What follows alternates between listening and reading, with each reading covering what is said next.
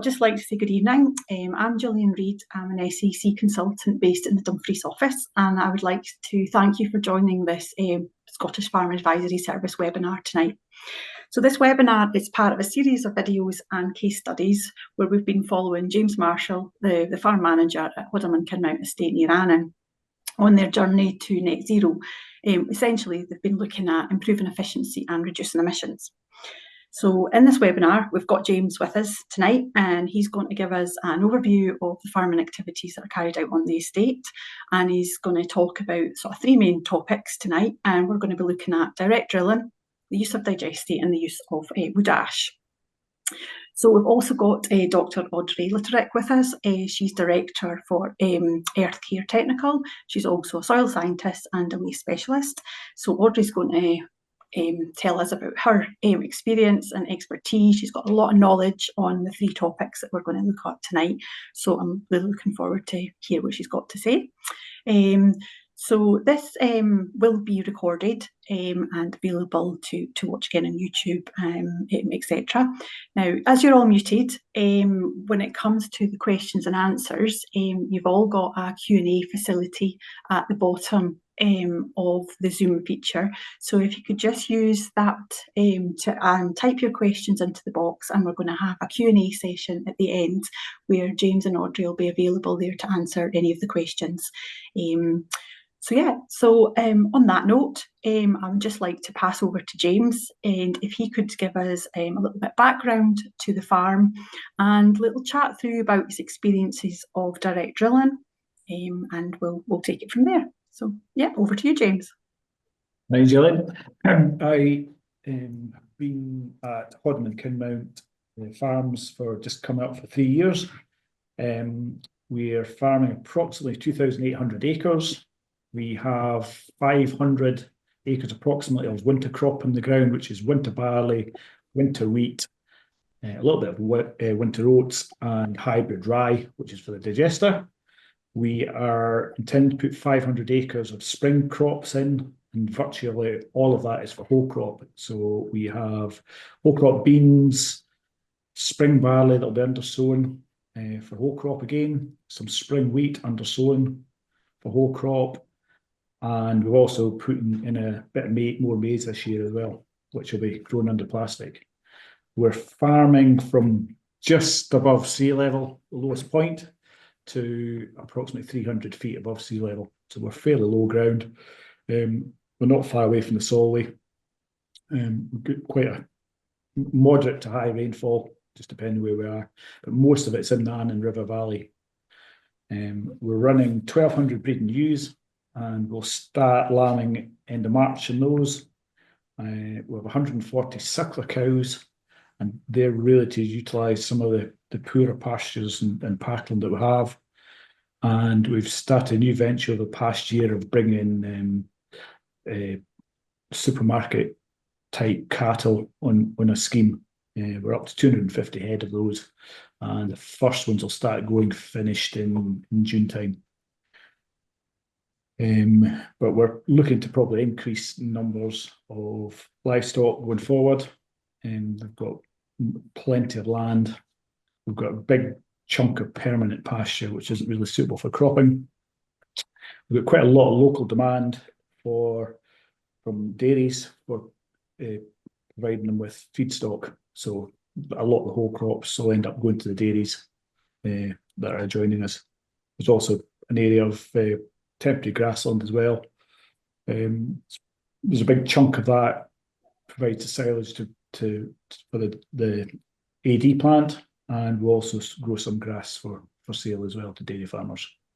So that's sort of the background of what we've got at the minute. One of the things in the carbon journey we're on, a lot of you have probably done your carbon calculations or started to do them. It's quite interesting. Shows up a few anomalies, and you sort of scratch your head and think, well, why, if you're putting lime on, it goes against your carbon when it makes your fertilizers more efficient. But yeah, we on the back of doing our carbon, we have done a lot of soil testing as well, and that's been a bit of an eye opener for some fields and some areas in the farm. And I was getting around them soil testing, sort of try and aim for 3 years testing, but it's actually speeded that up quite considerably, and it's gave us a good base to start from. One of the things I've tried since I've been there is direct drilling. We really started off after winter cereals. We grow approximately 250, 300 acres of stubble turnips and brassica mix to sort of utilise that ground over winter by bringing in a lot of sheep to graze that. We haven't as yet ploughed any for that. It's all been direct drilled, either discs, broadcasting the seed, tine drills, disc drills. We've tried all varieties really. But the conclusion on that is for those small brassica seeds, it's basically the weather you get when they germinate. Good conditions, they're up and away. This past autumn or past summer, when it was a bit wet and cold, especially in August, we've actually had crops failed. I don't think it would have mattered how you'd put them in. Just the conditions were against it. We've also been doing some direct drilling of cereals, and it's mostly on the lighter, freer draining land that's previously grown a crop of spring beans. So they've been harvested as a whole crop, let it green up, sprayed it off with glyphosate, and gone in with a disc drill with tines. The first 2 years, we're into the second year of doing that. First year, everything grew, everything was quite successful. Again, down to the weather at sowing. This past autumn, more mixed results, I would say. One of the issues is slugs. What I've learned from when I worked there is that we have quite a high slug burden in all the land, whether it's direct drilled or ploughed and cultivated. And we use slug pellets along with pre-emergence on all the direct drilled ground this time, but I had to go back and apply slug pellets on one block, which we'll probably need to make a decision in the next 2 weeks whether we're going to leave that crop or there isn't enough there to justify leaving it, so it'll end up going to spring crop. But with fingers crossed, there'll be enough plants there that it's going to grow. But basically, we've got two soil types. We've got sort of gravelier, freer draining land, and then we've got heavier clay loams, and that can be quite sticky. Where we are with rainfall and the condition of the land, I don't think the whole of the area is suitable for direct drilling at the moment. It's important to get, if you put the investment into a crop, that you're actually going to guarantee some output. And I think at the present time in the heavier clay in our climate, I think that's going to be the struggle for direct drilling. It's not to say that we won't give it a go, especially if we get the humus content increased on the land and get the cropping rotation going, improving the soil structure. But one of the big savings we've had is the amount of fuel. Ploughing, combination drilling, probably 2 tractors ploughing in front of the combination drill in the autumn, as against 1 tractor and 1 drill. It's quite a substantial saving in fuel, manpower, and time. And we've virtually got very little machinery, soil engaging machinery especially. So mostly it's down to contractors to come in. But the benefits from that has been is that we can pick up the phone and get different drills, different combinations, more ploughs, more combination drills. So it has got a bit of flexibility by not owning machinery, because we don't have a lot of staff either. But I wouldn't say I would go out and buy a direct drill at the minute, because I'm not 100% convinced what one works the best, or whether it's the right thing to have in other land. But there is a possibility in future that once we get the system working better, that we may invest in a bit of kit for ourselves. No, that's great. Thanks. That's a really good, some interesting points there on direct drilling and the impact of the weather and soil types. So thank you. So I can pass over to yourself, Audrey, now, and if you can expand on some science behind any of that and some of your experiences, that'd be great. I'm a very big fan of direct drilling, but I was pleased to see that James was talking about, he had a few, not so much reservations, just I think you need to call canny a bit when you're starting out in this, I suppose I would call it a regenerative farming journey. I think the term's probably being overused, but direct drilling has got so many benefits, but you cannot expect to see on a farm all of those benefits straight away. One of the things obviously you're going to be doing is minimizing soil disturbance, but that has so many benefits. The main two being you're minimizing structural damage, so you're not bursting apart, particularly some of the vertical channels that you need to improve drainage, and you're also not destroying fungal networks to the same extent. And it's the fungi and the microorganisms. I would say fungi get harmed harder and faster through cultivation than some of the other microorganisms groups do. But it's the microorganisms quite often that help to stabilize the good structure and the pores in the soil, which are so important.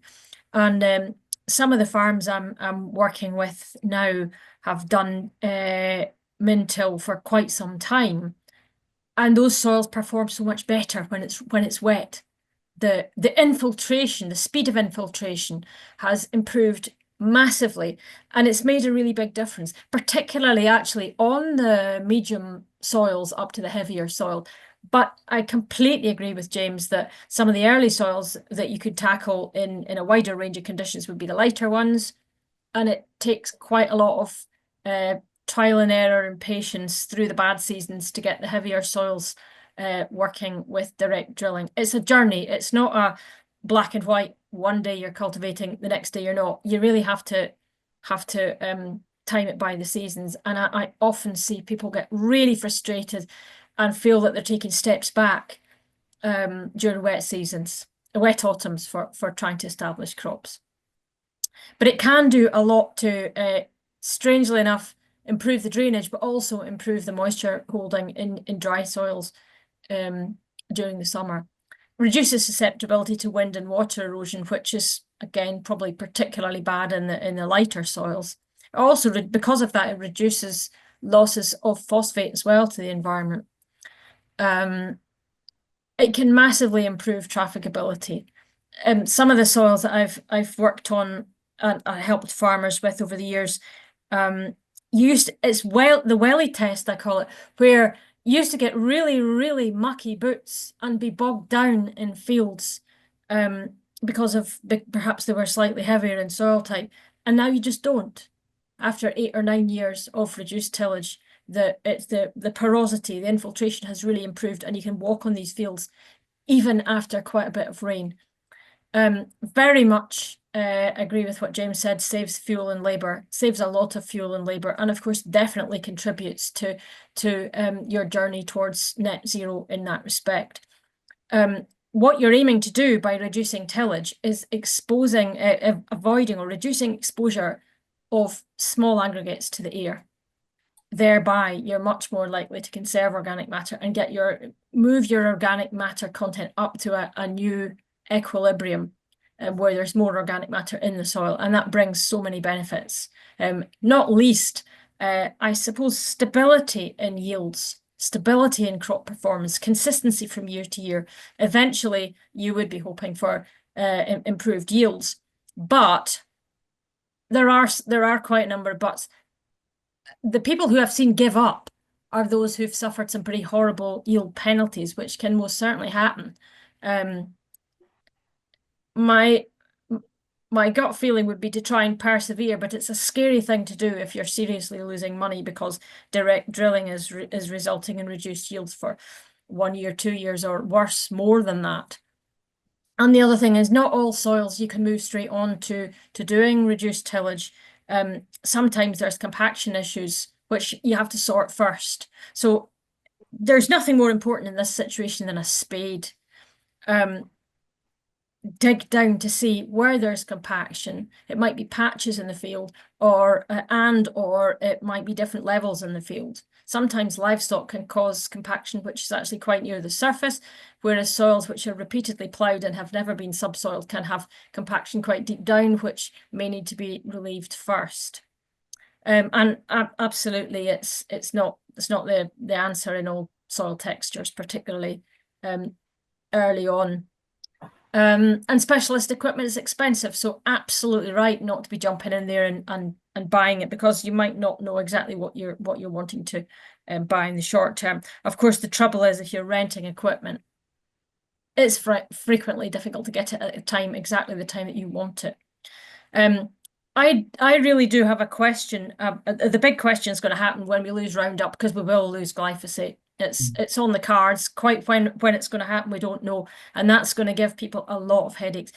I don't believe that that's going to be the end to reduced tillage, but there's going to be a lot of heartache and a lot of work, particularly with slugs, but other aspects as well, to move forward with reduced tillage, but also without Roundup. There's a lot of clever things that can be done, particularly if you've got livestock in rotation. It'll be much harder for people who've got stockless rotations, I think, to move forward without glyphosate. It's highly likely that a farmer would have to play around quite a bit with things like perhaps varieties or variety mixtures, rates of fertilizer potentially. Quite a number of my clients are significantly reducing the amount of fertilizer that they're putting on and getting very good results, and also using less pesticides. So when you make the change to reduce tillage, you'll quite often have to make a lot of other changes in order to get the best out of your system. And sometimes there's quite a lot of trial and error that you need to be doing, but be open to that.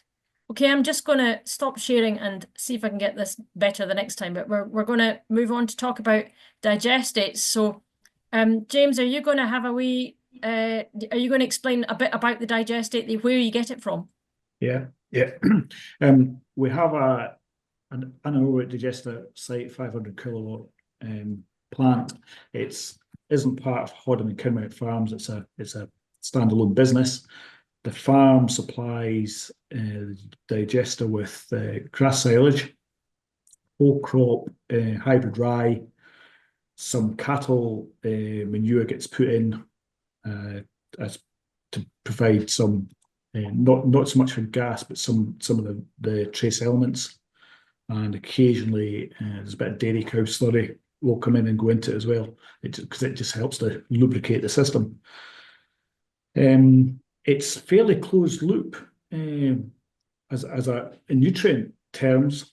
Way I would compare it is that everything grown on the farm that goes into the digester comes back out again onto that land. There's not any other nutrients coming in from other sources. For example, if there was a dairy herd of, say, 500 cows, there'd be 3 or 4 wagon loads a week of nutrients coming in to the farm, to the cows, and there'd be some of that left over in the slurry. Whereas with the AD plant, it's only producing its own manures again. But that's fine. But I think because we're starting off with some lower levels of phosphates, potash, etc., in some of the land, that we are having to buy those nutrients in. I suppose the longer it goes on, the more it should start to balance out. Where we should only maybe be buying nitrogen in future rather than potash and phosphates. It's certainly quite a potent material. It's quite high-ish dry matter compared to a lot of dairy cow slurries. It's maybe a struggle to get enough to go. We're generally going for three cuts at least maybe a fourth, but there's maybe not quite enough digestate to go around for every single cut. But you're maybe not putting on the volumes either that you would with dairy cows, sorry. So I think it's just balancing. I've tended to send a lot of digestate to the further away fields because it's easy just to cost-wise to put it in the nearest fields. But on the back of soil testing, you find the nearest fields, the ones that have high phosphate, high potash, they're not really needing the digestate as much as the further away fields that have been cut for a number of years. That you'd say maybe hungrier. So again, on the back of soil testing, you can sort of target where it should go. I think some of the only negatives is actually physically moving the material. Generally, we're doing as much with umbilical as we can. We've got a fair chunk of ground near the plant, so we can umbilical it from there. And generally, to keep compaction down, we generally use a nurse tank on the further away blocks, whereas tankers run to the nurse tank, drop it in the nurse tank, and use an umbilical. So that does save a lot of tanker weight travelling over the fields. And I think it's just a target as best we can the nutrients and putting them in the right place. Can I just ask what rate you normally put it on at? Sort of 2,000 gallons per acre. Not about 22 cubic metres per hectare. Yeah, that sounds like about right. I would say just over 20 tonnes a hectare. Well, tons or cubic metres is about the same with a liquid, so that's fine. Yeah, that's good. That's kind of what I would expect. Okay, see if we can get that. I generally find if you see an overlap with umbilical, so it's maybe got 4,000, it can actually burn the grass. So it is fairly potent. Yes. Okay, I'm briefly going to talk about fertilizer value, how to calculate it, a little bit about how to maximize the financial benefits of digestate, and how to calculate bagged fertilizer requirements. I'm only very briefly going to talk about risks to the environment, soil conditioning benefits. Well, I have put a question mark in there for a reason. The benefits of bulky organic materials like digestates, whole digestates and liquid digestates, and so you're not separating, or this digestate is not separated, so it's basically applied to the whole digestate, which is good. But it is mainly water. They are fertilizers. They're not soil conditioners. You quite often hear people talking about the benefits which digestates can bring to soils. They don't really actually benefit soils much in terms of anything other than in terms of soil fertility, because there's not that much organic matter in them. Bear in mind that I can't remember now offhand how much organic matter, what the dry matter of this material is, but it's not a lot, something like 8% or something. See that in a minute. Fiber digestates. Now, these are soil conditioners. That's when you're separating the digestate into a liquid and a solid. These are soil conditioners, very much so, as are solid manures, straw cattle manures, and so on. And so they are adding useful amounts of organic matter as well as the fertilizer nutrients. But really, we're not talking about whole digestates as a soil conditioner. So moving on to just talking about the kind of digestate that we are dealing with here, very, very variable. But the good thing about this digestate is that it has been tested. I would suggest, in fact, that you do need to do testing quite regularly, even although it's only the one digestate that you're using, because they can vary a bit throughout the year. And from what you were saying, James, sometimes it's got cattle manure in it, maybe sometimes it doesn't. So it is important. I would recommend that you would be testing at least 4 times a year. Most whole digestates are primarily nitrogen fertilizers. So they've got a lot of nitrogen in them, and usually between about 50 to 95% of the nitrogen present is readily available. So it's present as ammonium nitrogen. And that's both a plus and a minus. I'll say a bit more about this in a minute. So on the plus side, that high RAN, or high readily available nitrogen, means that the digestates have got the potential to be really good nitrogen fertilizers. On the negative side, they're all subject to NVZ closed periods because they've got more than 30% of nitrogen in them. So I always think of digestates as kind of the rocket fuel of the organic fertilizer world, because they're even more, there's even more RAN in them, or readily available nitrogen, than there is in a pig slurry generally. So that means they're great nitrogen fertilizers, but you've got to be very careful not to lose that RAN. Keep hold of it as much as you can. Many also contain useful amounts of pK, sulfur and magnesium, but as I've said, very little organic matter. These are fertilizers, they're not soil conditions. So regular testing, very important. I've said that. It's amazing how many farmers I know actually don't test the digestates that they're using. They just kind of guess, and in fact they can be quite variable. If you think about the value at the moment of nitrogen fertilizers, with ammonium nitrate, it's probably about £350 a tonne. That nitrogen in your digestates, it's really valuable. It's worth conserving all that you can. So I would say obtain a representative sample, and that's very important too. Make sure that you mix the digestate in the tank if you or the lagoon, rather than just take it from one wee corner. So make sure you get a representative sample and then test it for dry matter content, total nutrients. It's not the same as soil testing. So you're testing for total N, total P, K, magnesium, and sulfur. And then very importantly, ammonium nitrate, ammonium nitrogen and nitrate, but there's not usually much of that. Trace elements, if you want to, that's not essential. And we're not talking about fiber digestates here. Absolutely get help if you don't know how to interpret the results. You would not believe how many people are getting this a bit wrong. And some of the laboratories are not helping either.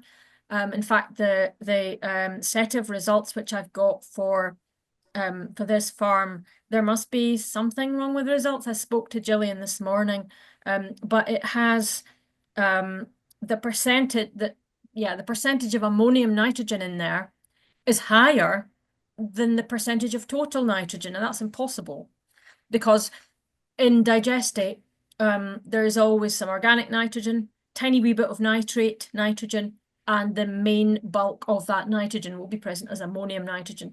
But the ammonium nitrogen concentration was higher than for the total. Now that must be wrong. So we tried to get in touch today with the lab to ask them what actually is the case. I also like to ask my lab to tell the farmer exactly what he needs to know. So the results should be in kilograms per fresh tonne of nitrogen. They'll also do imperial if you want it as well. And that's quite a useful thing. Not every lab will do that, but some will. So anyway, don't just guess. Get some help if you need it to help you interpret results. What I want to say a little bit is about how you calculate your bagged fertilizer requirement. In other words, over and above the digestate that you're applying. P and K is easy. Nitrogen is the hard one. And it's to summarize, basically, and James, you're clearly doing this. You're putting this digestate on when there is a crop demand. So yeah, basically, it's in the spring and the summer when the grass is growing, and grass is one of the best crops to make to take full advantage of the nitrogen in that digestate. But there's still a lot of digestate going on throughout Scotland when there is not a crop demand. It's going on in the autumn, and there really isn't a case for that, unless it's a warm early autumn we're talking about and the grass is actively growing. But it turns out that if you're putting it onto the crops that you are, the grass crops, that's one of the best ways of grabbing all that nitrogen. But you need to calculate the crop available nitrogen, and that depends, it's nothing to do with the digestate itself, it's how you use it. So the percent readily available nitrogen, or the ammonium content, will tell you how easily that nitrogen is lost. But how you calculate how much is getting into the crop, you can either do it with a computer program called Manor NPK or Planet. Those are the two main ones, the software. Or you can do it the old-fashioned way using the SAC technical notes. Or there's a really good short guidance document, especially about digestates, which was written, Fiona Salter, Bill Crooks and myself wrote that about 2 years ago, and that's available free on the internet. I'll show you a picture of the front of it in a minute. But it's looking for information on recent rainfall, soil type, soil depth, the drainage, timing of application, which is the most crucial thing, actually, spring or autumn or summer, method of application, and the crop you're putting it onto. And obviously you've got to comply with all the relevant regulations. So the true value in terms of pounds per tonne or pounds per cubic metre depends mainly on the extent to which that nitrogen is lost. And that depends on, as I've said, percentage readily available nitrogen, how much ammonium's in there, the crop you apply it to, how it uses the nutrients, when you apply it, soil type and whether it's a shallow soil, and also do you put it on with precision equipment, which nowadays you should be, and whether it's ploughed down within 24 hours, and also weather and soil conditions at spreading. But there's still too many instances where a lot of that nitrogen in digestates is being lost. This slide here just gives you an idea of quite how much readily available nitrogen can be in some liquids and solids. So the readily available nitrogen is the pale green colour there. So in something like compost, for example, there's hardly any readily available nitrogen in compost. It's not a good nitrogen fertiliser either. But then if you look at the top there, cattle slurry might have about 40–50% readily available nitrogen. But on the left-hand side at the top there, food-based digestate, I suspect that the Hoddom digestate is probably going to be about 80% readily available nitrogen. I think the lab might have mixed up the two values for ammonium nitrogen and total nitrogen, in which case it's about 80%, which is round about what I would expect for a digestate of the type that you've got. Don't worry about that, I've said that already. This is to help you do this.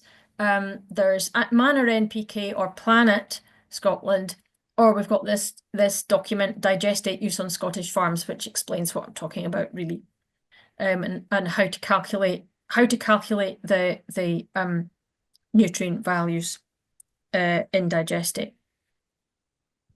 Available free. A wee bit about value.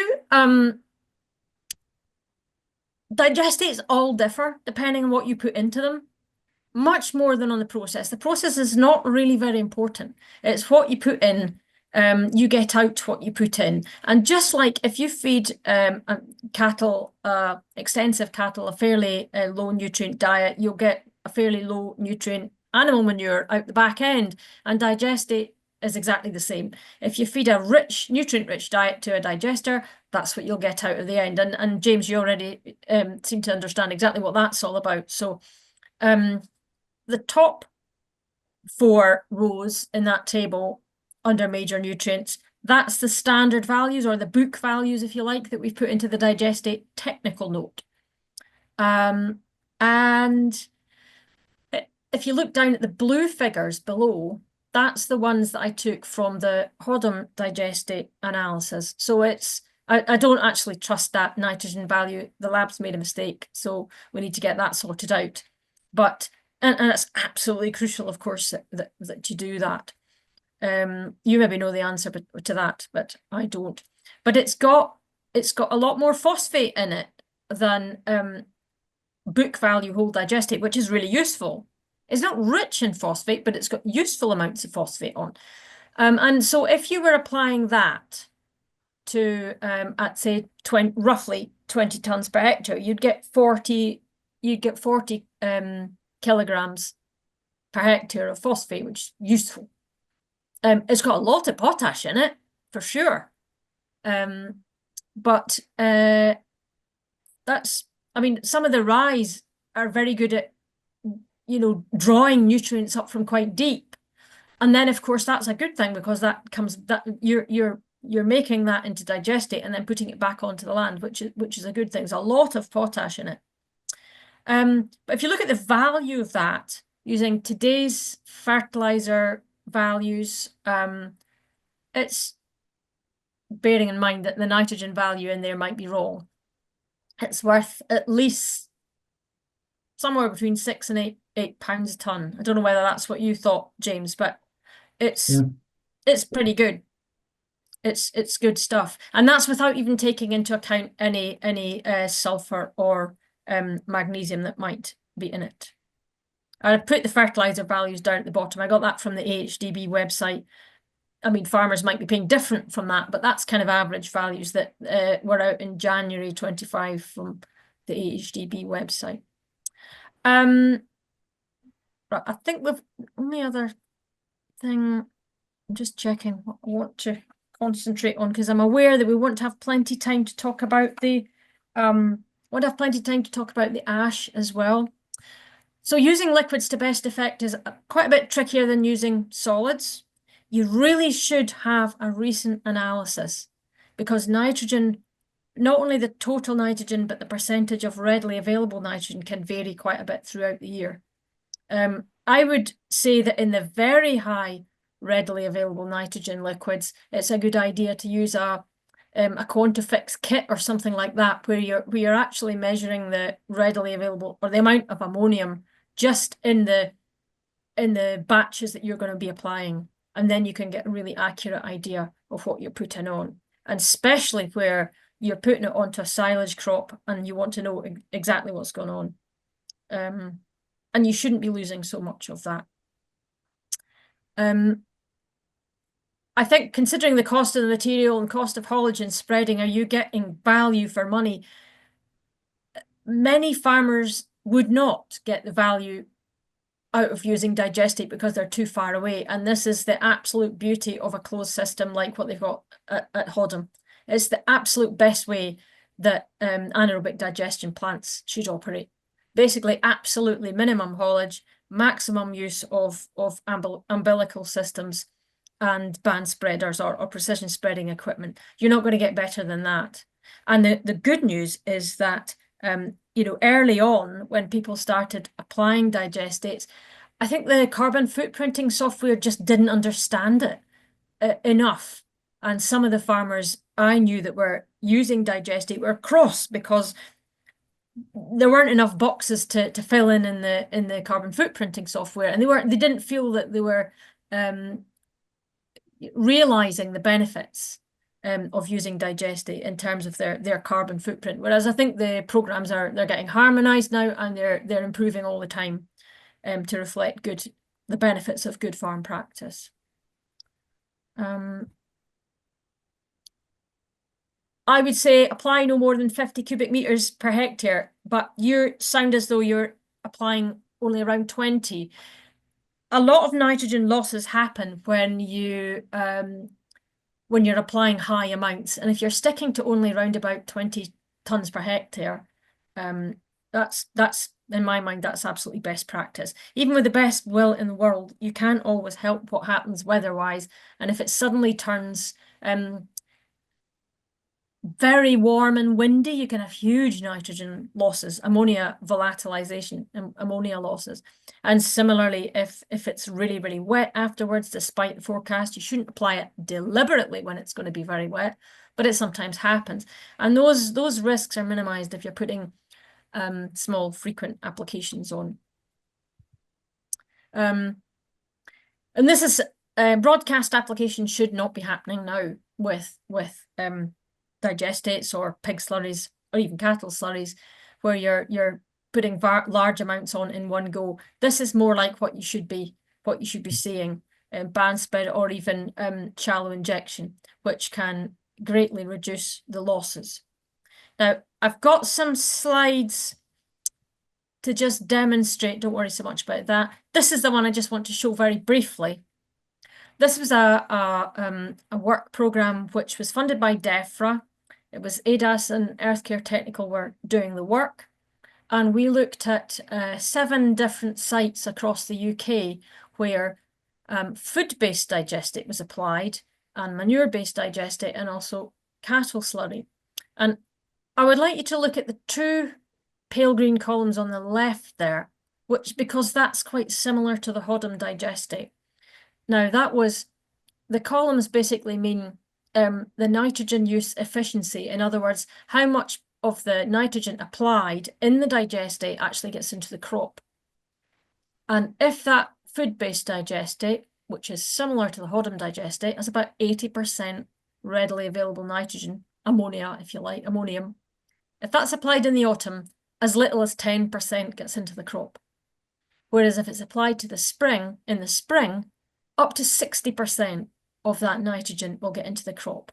And that's what you're doing, James. So you're putting it on when there's crop demand, and when the crops are growing, and when they're actually needing to use that nitrogen. So your losses should be minimal. So you should be able to virtually always count between 50 and 60% of the total nitrogen in that digestate as contributing towards your bagged nitrogen requirement, which is best practice. That's the way you should be going. Don't want to worry about that too much. Just want to say that if you are planning to plough it down, actually, to minimize ammonia emissions, in fact, it's 6 hours is kind of the limit, which nobody really can manage. But we're not talking about ploughing here, so that's not so relevant. But where you're not ploughing down, and actually more and more people are not doing that anyway, can't manage that. When you're not ploughing down, you can lose a lot of the nitrogen present in digestate applications as ammonia gas.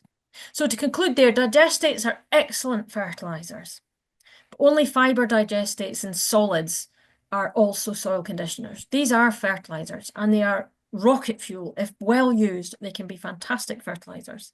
They typically contain a lot of readily available nitrogen, so you've got to store them and apply them with care. Test them regularly. That's really, really important, so that you can calculate. I haven't said how to calculate P and K contributions, so I'll very briefly mention that, because that's to do with that's to some extent to do with the value as well. But basically, if you're applying digestate to land which is below target for P, then you should only count the crop available P, which is 50% of that present. And all the rest will go in for future crops. It's not been lost. But if your soil is at target for P, target index or target status, then you should only count 100% of that phosphate. And the same is true for potash. So if your soils are at target status for potash, then you should count 100% of the potash that's present in the digestate. But if they are below, then you should only be counting 80%. In other words, crop available, 80% of the potash in that digestate. And the rest shouldn't be lost, but that's how you should calculate the amount that should be subtracted from your bagged fertilizer requirement. Okay, I want to leave plenty of time to talk about the ash as well, so I'm going to stop sharing. That's great. Thank you very much, Audrey. That was really interesting. I think I've learned a few things there about some calculations. So James, if I'd just like to pass back to you, if you could just chat us through what you've been doing recently. It's quite a recent management change on the farms about wood ash, a little bit how you came to use it, why you started using it, etc. Just if you would like to chat about what you've been up to, that'd be good. Right. We started using wood ash last summer. Seen quite a few people locally using it, and they all seem to be getting good results. The colour of the fields generally improved, the more greener grass, better looking crops. Spoke to a few people that have been involved with it. They couldn't see any disadvantages with it. We've obviously got some digestate for some of the land we have. We've got some cattle manures for some of the land we've got. But there's a lot of mostly permanent pasture, older pasture that isn't getting anything apart from what goes on in a bag, and not even high quantities of that. Some of these areas we could improve productivity quite a lot by feeding it better. So I saw it as an opportunity. We soil tested quite a lot of land, bit low in pH, phosphate levels moderate, generally potash levels maybe low. So we got in touch with the supplier, and they explained how it works, where they have to take soil tests. It's done under SEPA license. So basically, if your pH too high, your phosphate's high, your potash high, you're not putting it on, because those nutrients aren't required for those crops. We've got quite a chunk of land. We've probably spread 300, 400 acres now. There's enough material stockpiled at the minute to do another 300 acres. Just as soon as the weather takes up, we'll put a bit on during the winter. But we're basically waiting for the next dry spell in the spring in order to do some permanent pasture. It's maybe a bit wetter land. And it's a farm that's come back in hand recently. It's a bit hungry, and I think from what I've seen in other fields, it's going to give it a good, a decent feed, and sort of improve the productivity to that land. So I think we'll just keep going around the whole place, testing the soil, finding out what fields would benefit from it, and we'll just keep going with it, I think. And would you like to just say where the wood ash came from? It comes from West Cumbria. It's all virgin timber that's going into a power plant. We actually had some short rotation coppice up until quite recently, and that's where the coppice went to. So we've probably actually got some ash back from willow that we've grown, and certainly the area that was willow that we've now taken out is earmarked to get ash on it in the next 6 weeks. Excellent. Well, thank you. Good.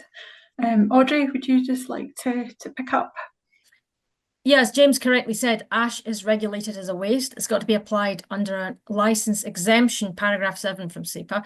Bear in mind the regulations are about to change. We're going to have a new integrated authorisation framework, which cynically, I think it's going to be a good thing, but it could be a bit more expensive, possibly. I'm not sure yet. But it's likely to remain a waste. So there will be some hoops to jump through, which I think is a good thing. I think it protects the farmers. Ash varies massively depending on the waste which is burnt to produce it and the process in which it's burnt. So that's why it's so important to test thoroughly and regularly batches of the ash from any particular factory. It sounds, or biomass plant in this case, sounds as a good material. I'm really quite impressed with it when I saw the test data from it, the lab analysis. Potential benefits include high liming value, very high fertilizer value with significant amounts of PK and magnesium, and useful concentrations of trace elements, including zinc. But ash can bring problems. It does bring problems when inappropriately applied. I've seen some absolute horror stories. So I think it is a good thing that it's a waste, because that forces you to really look at the pluses and minuses. If it's inappropriately applied, you can end up over applying a liming agent, so putting your pH far too high, over applying P with all the environmental problems that can bring, and over application of trace elements and or potentially toxic elements like zinc, for example. So it's really important to analyse the receiving soils, which is the law, and that's exactly what James has done, and analyse the ash for appropriate parameters, which includes a whole set of things set out by SEPA. So it includes all the potentially toxic elements, for example, as well as the fertiliser nutrients. And then the person interpreting the results really should know what they're doing. So I've just put up this here to show the nutrient content value of it. I'm not going to ask what you pay for it, James, but I would almost certainly, no, in fact, it wasn't much at all, was it? You're getting a bargain. You're getting a serious bargain. So the total value looks like being probably about £49 a tonne, excluding magnesium and sulphur. Now, it might well be the case that you don't need any magnesium. A lot of people don't, but you will use sulfur. We're not sure how available that sulfur is. Very little nitrogen in this material, but it's got a lot of phosphate in it, huge amount of potash in it, which you need. It's got some magnesium in it, and it's got some sulfur, as I say, it's slowly available. And it's a powerful liming agent, so it's about 30% of the value of calcium carbonate. I think it was about sort of 16% of the value of calcium oxide. So it's, including all that lot, it's worth a decent amount of money. But there's just one little be aware kind of thing. There's quite a lot of zinc in it. And I always look with this type of waste to see how much potentially toxic elements are in there. The others are all pretty low. The next one that I just had a wee question mark over was lead. It's not the lowest of the low in lead. It just makes me wonder where the trees have come from that have gone to that biomass plant. Yes, it's virgin timber, but some of them will probably have been from you know, forests near towns and cities, and there's lead in that ash. And of course, when you burn wood, it concentrates the potentially toxic elements. But there is really quite a lot of zinc in it. So if you were applying ash at 20 tonnes per hectare, you'd be applying 13 kilograms of zinc per hectare. Now, the annual limit under the PETFA code is only 15, so you're quite close to it. I would just say bear it in mind, because that's quite a lot of zinc. Now, it's not a horrible, nasty material. It's typical. Most wood ashes have got a lot of zinc in them. You get zinc in plant materials, and zinc's an essential element for plants, and it's an essential element for people too. But you don't want it building up too high in soils, because that can affect your free-living nitrogen fixing bacteria, which of course you want to be in top health, especially as we move towards a system where we're trying to apply less synthetic nitrogen. So zinc is something that you do want to keep an eye on. And of course, heavy metals won't go anywhere. They're only going to build up over time, as a general rule. And that's why you must keep track of those in soil testing, which you legally have to do when you're applying wastes. So biomass ash can be a really good and very, very cost-effective fertilizer. As time goes on, I think these waste producers will look to recoup some of their costs, and they're particularly going to do that if their government subsidies are cut. But at the moment, it can be a really good bargain to be using some of this material on farms. So the advantage is high P and K value, high neutralizing value, but that's also their disadvantages in some ways. Their high P value, you've got to watch your application rates if your soil P status is getting near to where it should be. And sometimes there's a bit too much magnesium. You've got to watch that. You don't want to let your magnesium get too high. It's got very strong neutralizing value, and bear in mind the PTEs. Great, thank you very much. Well, thanks, James and Audrey. That was really interesting and informative, and hopefully everybody enjoyed that as well. So what I'd like to do is, we've got some time for questions. I just wondered if anybody had any questions, if they just wanted to use the Q&A function at the bottom of the Zoom feature. We'll be here for a few more minutes if anybody's got any questions. Just while perhaps waiting on a question coming up, maybe I could ask Audrey, sort of wood ash, do you feel that it's something that just started to become popular, or when you saw, is it something that's been about for a few years, or are we going to start to see more of it being spread? Where do you see it going? No, it's not been about for a few years because it was banned by SEPA. So I've started requesting to use it in land restoration, because I do quite a bit of work restoring former open cast soils, and it really is a good material. But I can't apply a lot of it in land restoration because most of the soils are already very high pH. So I've been asking to put it to agriculture for a while. I think it's only a couple of years that it's been possible, because it didn't used to be listed in the set of allowable wastes in a paragraph 7 waste management license exemption, but it now is, which is great. I don't think it's a good idea for it not to be a waste, because I think you'd have to be very, very careful to make sure that it was applied without harming the land that it's put on, because it's got so many downsides if it's wrongly applied. But if it's applied by somebody who understands the rules, or applied under SEPA exemption terrific material. Good, great, thank you.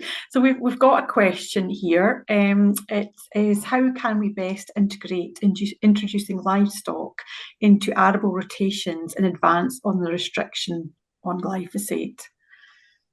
So Want to say first, James, or I've got some other things to say? You go first. Basically, the answer is grass leys or herbal leys or something similar. If you grow that, you've given your arable weeds a bit of competition.